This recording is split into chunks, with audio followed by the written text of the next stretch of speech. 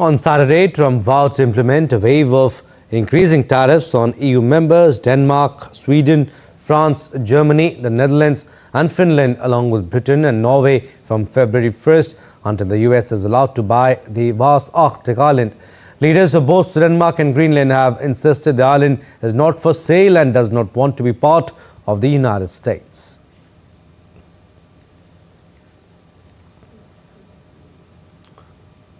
All right, DD India's Preeti Kaur joins us for more on this. Hi Preeti, tell us what is expected to be discussed at this extraordinary EU summit in Brussels and why has Greenland become central to the debate? Yes, good morning Abhishek, and a warm good morning to all of you also. Because of its strategic location and rich natural resources, Greenland is being eyed by Trump, but Trump is not not the first president in history to eye Greenland.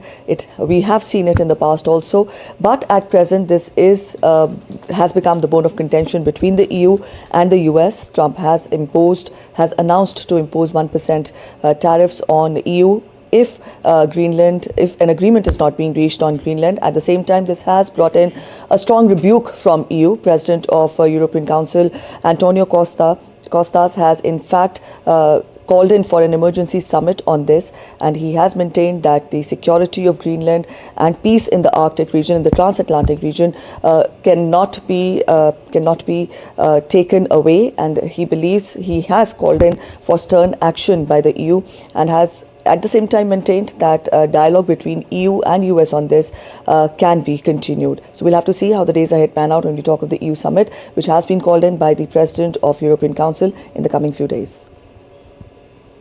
Preeti, 8 European nations have in fact publicly backed Denmark and Greenland. Tell us, how significant is this show of unity within Europe at this moment?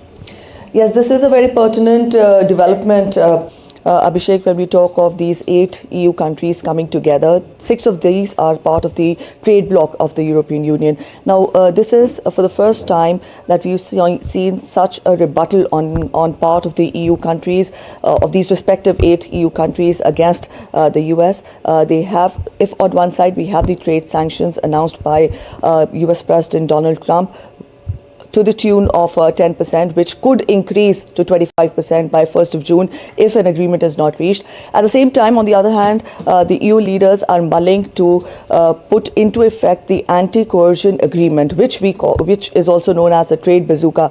Now, this means that the EU markets will in fact, the US access to EU markets will be sanctioned, and also US services in the EU will be sanctioned ahead. At the same time, this has been initiated by France. It has been a call by France to implement the anti-coercion instrument.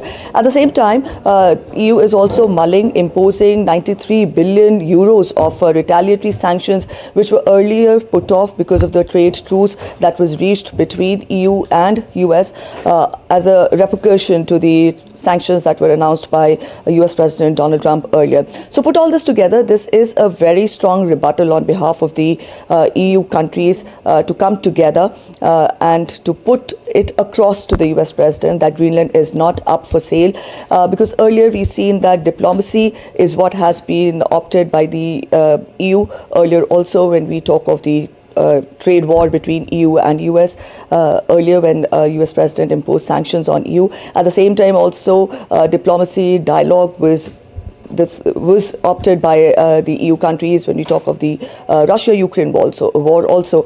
But at this time is the first time, in fact, we see such a strong rebuttal on behalf of these EU countries who stand in unison against US President Donald Trump.